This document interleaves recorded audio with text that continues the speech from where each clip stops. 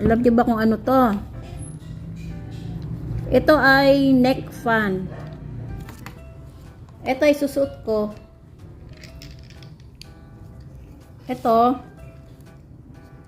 tatapat nyo dito kung saan kayo naiinitan. Ito, tsaka to. Yan. Tapos, dito mo siya yoon. Ito.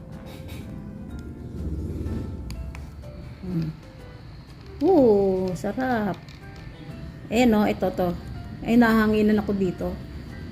Tapos, yung number 2, ilalagay ko siya sa number 2.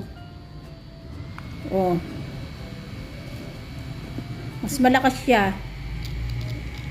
Ay, no, ay, sarap ng hangin. Tapos, sa number 3 naman, oh. Mas malakas, di ba?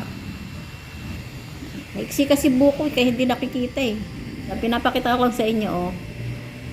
Gaano kalakas yan.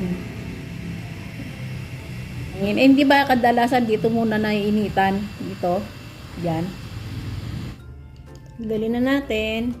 Tapos pag itatabi na, ganyan lang, iikot mo lang siya dyan, oh. Ipapasok mo lang siya dyan, oh.